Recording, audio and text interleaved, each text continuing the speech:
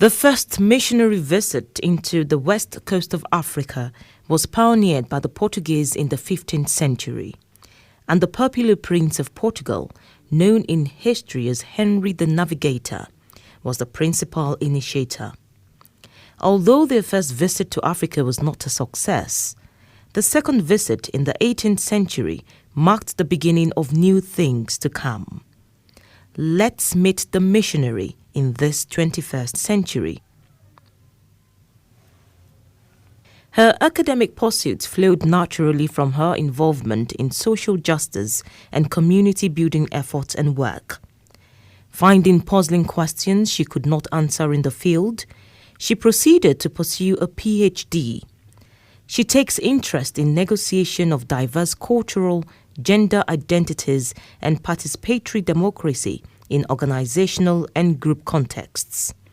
She brings over 25 years of combined teaching and consulting experience to her seminars.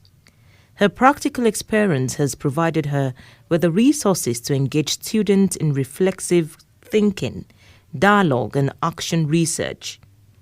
She aims to empower students to become leaders in their chosen fields through the application of practical and theoretical communication knowledge. She is a teacher without borders, a missionary of our time. She is Dr. Elenie Opffer.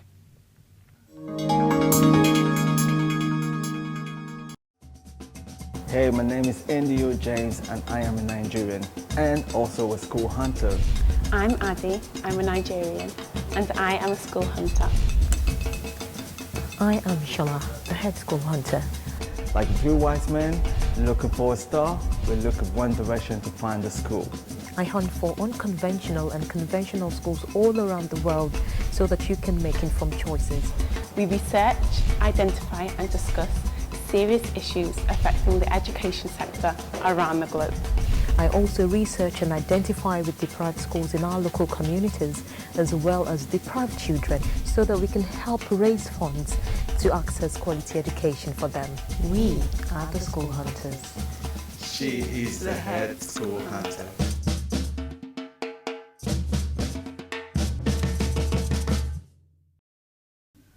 When I met Elenie Opffer, dressed in African attire, I immediately got attracted to her.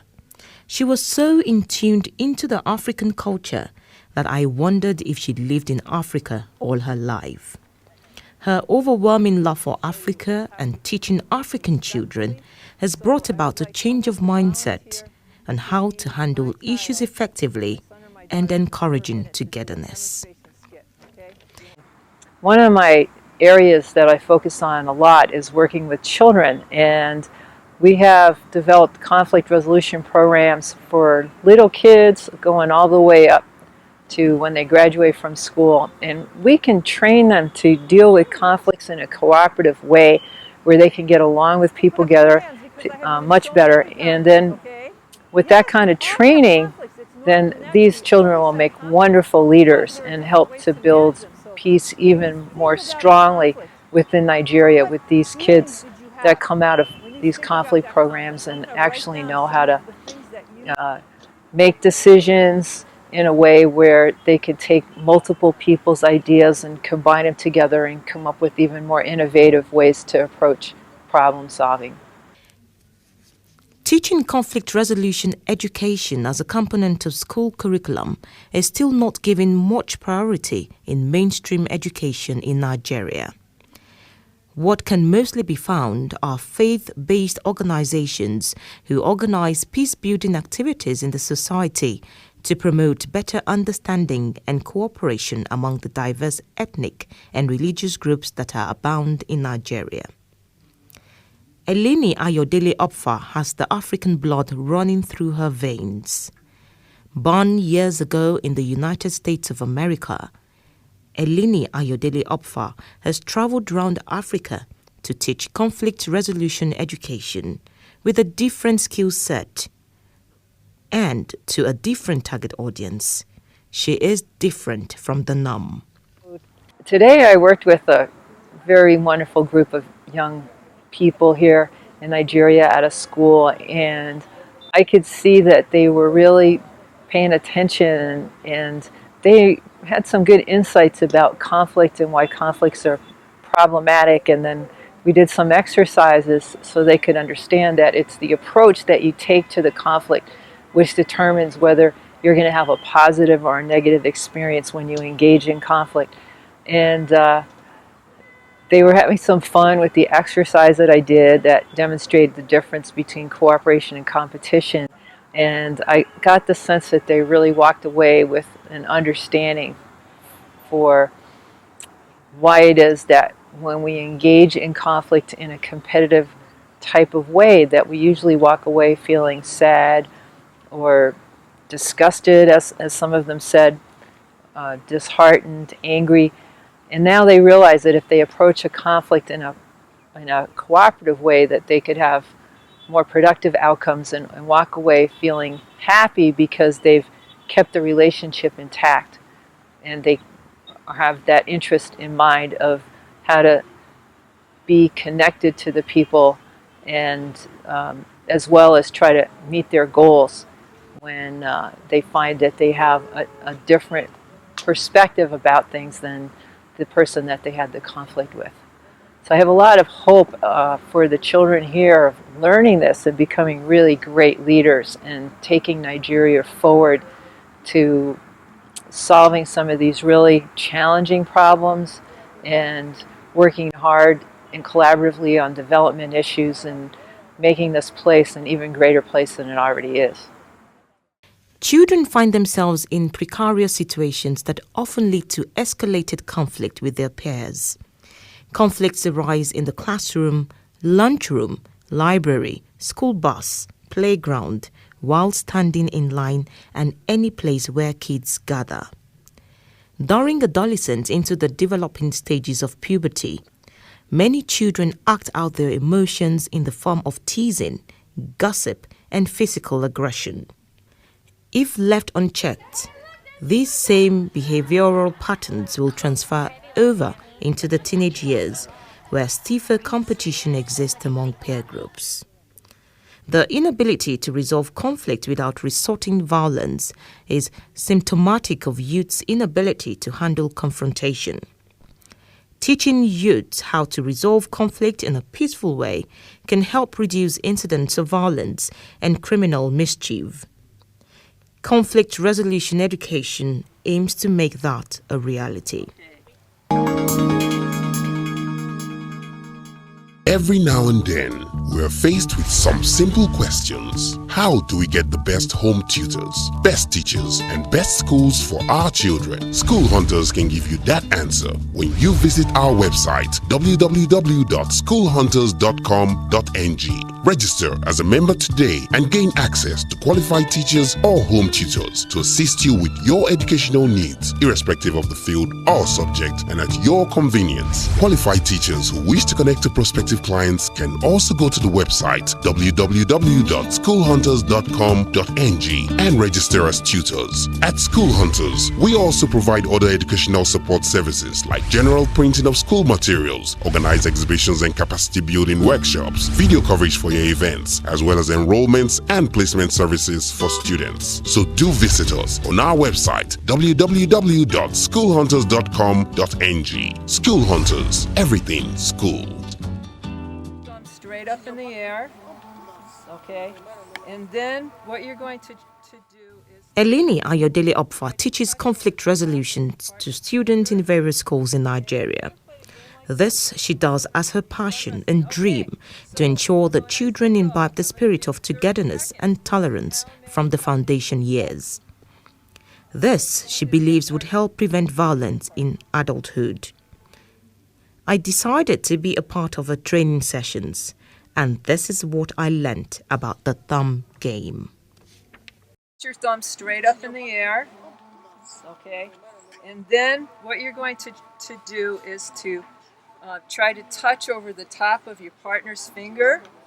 Okay, have you ever played a game like this? Thumb wrestling. Thumb wrestling. Okay, so when I say go, I'm going to give you 30 seconds to see how many touches you can get.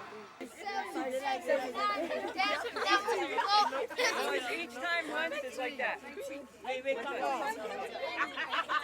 See what he did to me? Oh, that's only one punch.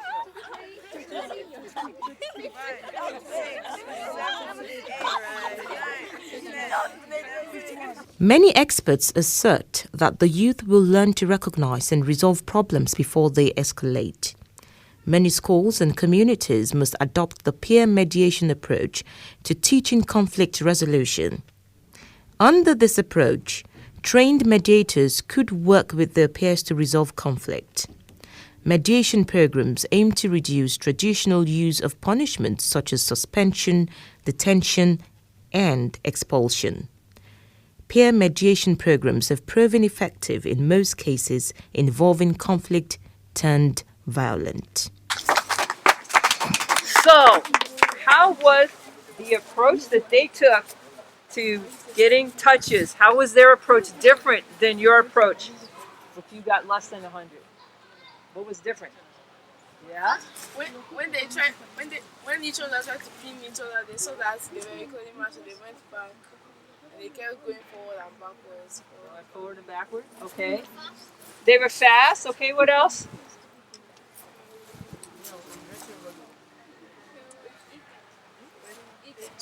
They were eager. Okay. What else? Say it a little louder. They were taking turns. Okay, they were taking turns. Okay. What's another word for that? Negotiating. Good. What else?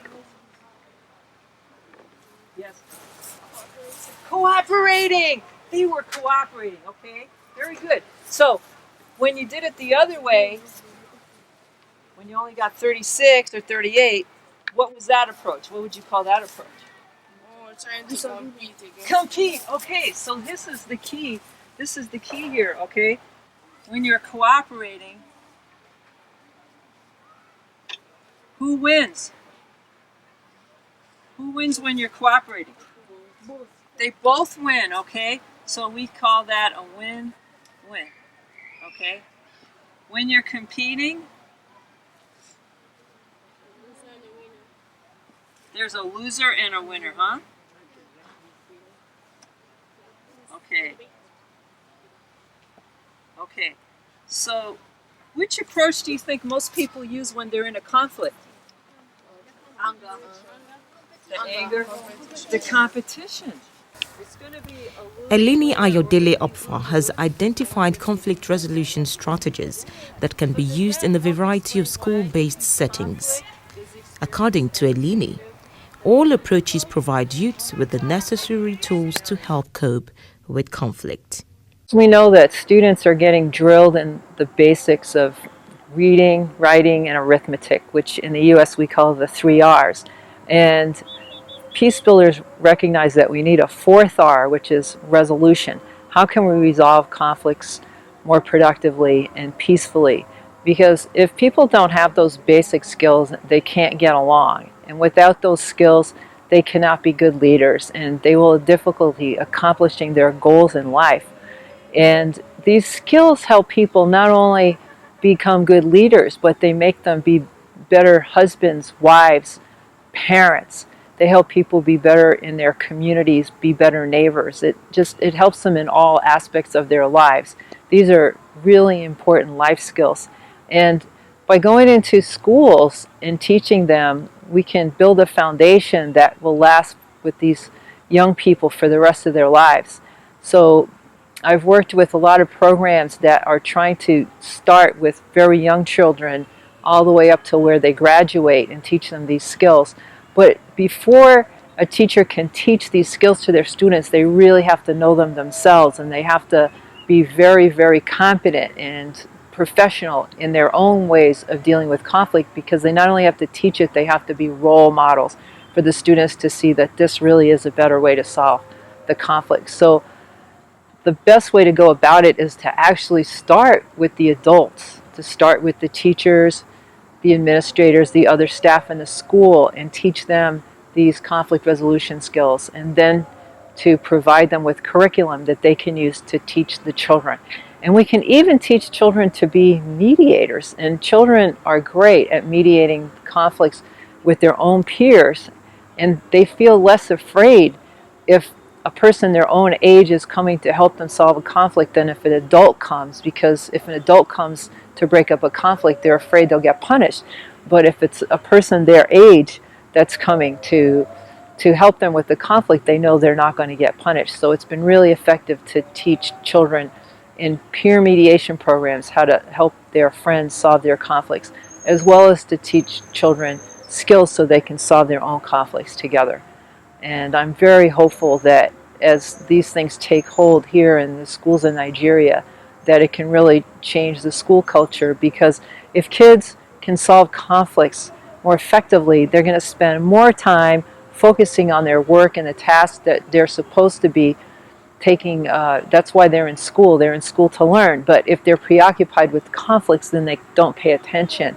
And this actually, by teaching them this, students actually become better learners because they have a peace of mind and they can concentrate on whatever it is that the teachers are trying to help them learn. Conflict resolution education attempts to instill problem-solving skills among the children in dispute. It involves allowing both parties to express their points of view, interest, and provide ways to find acceptable solutions. Conflict resolution educational programs equip educators with the necessary tools to teach kids how to resolve conflict in non-violent ways. The most effective programs encompass multiple components to achieve this outcome, including problem-solving skills, effective communication and listening skills, critical and creative thinking skills, and other important life skills. There's two sets of skills that really can help you to be more cooperative when you have a conflict. And one is to be a good listener and really listen to what the other person is saying. And the other is to speak in a respectful way and a caring way so the other person will feel like you care about them and not like you're just trying to beat them. So for the listening, what happens is when we get in a conflict, we kind of do this, huh? I don't want to hear what you're saying, but I'm just going to tell you why you're wrong, you're wrong, you're wrong, right? This is what we do in a conflict. So we have to change that, and we have to unplug our ears and really listen to what the other person is saying, okay? So I'm going to let you practice in listening. And so what I want you to do is to tell that person sitting, who was your partner in the thumb exercise, tell that person something that was really been bothering you for the last week. And I want the other person to just listen and then repeat back what they just said. Does that make sense?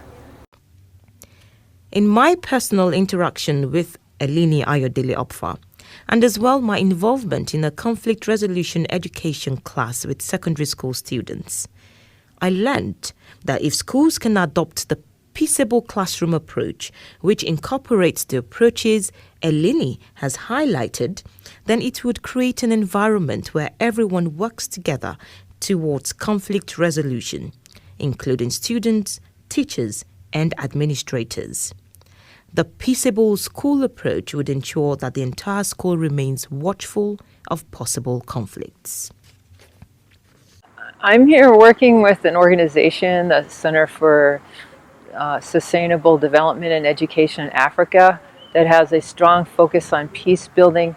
And I have been working in the peace building field for about 25 years and helped to create many mediation centers and conflict resolution programs all over the United States. And so now I've come to Nigeria because I met some wonderful Nigerians in the United States who were interested in this kind of work, and we created a partnership to work together and try to bring some cooperative and peaceful ways for people to get along.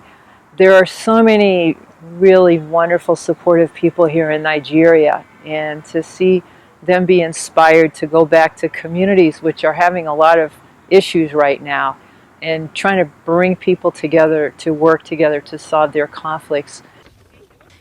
Of course, teaching conflict resolution education in schools is very important. But the question is, how important is this to our society?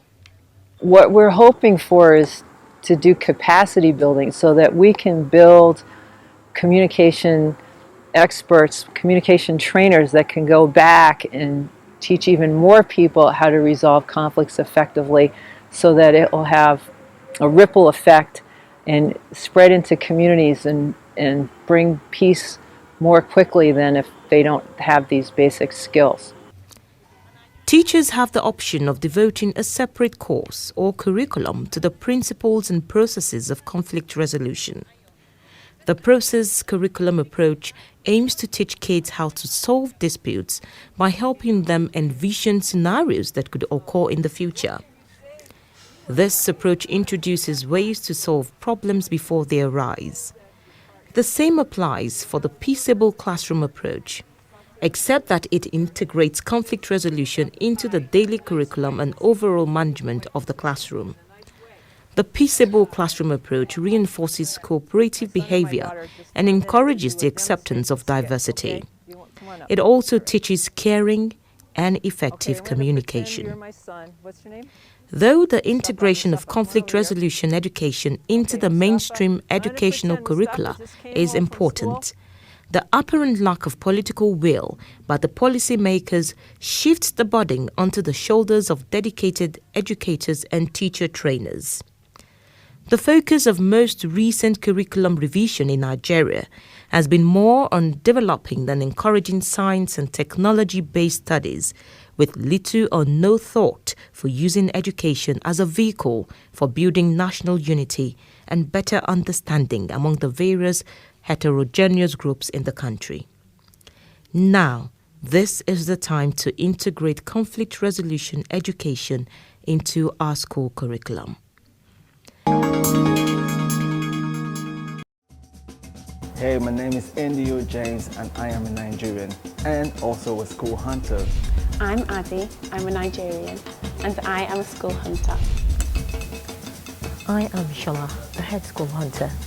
Like three wise men looking for a star, we look in one direction to find a school. I hunt for unconventional and conventional schools all around the world so that you can make informed choices. We research, identify and discuss serious issues affecting the education sector around the globe.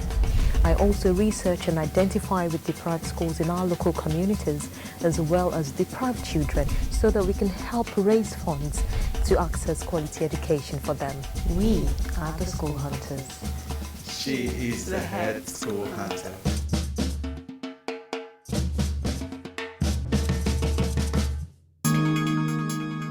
Dr. Elenie Opffer visits Nigeria every quarter to teach interested schools and students conflict resolution education.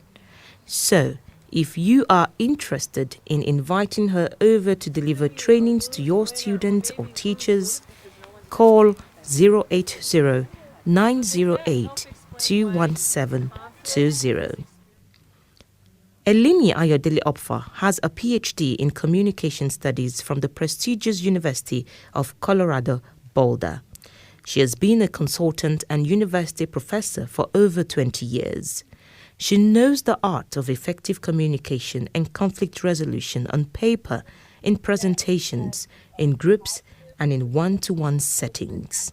She has published numerous articles, presented dozens of conference papers, and successfully completed a 350-page dissertation. Let me tell you a little about Elenie Opffer that you never knew about. When she isn't working, Elenie enjoys wildlife and nature, but occasionally she enjoys knocking on doors in her neighborhood to collect used books to donate to students all over the world. And guess what? She always has her time out, relishing African snacks. It was great spending time with Elenie Opffer, a warm, interesting, and pleasant teacher without borders.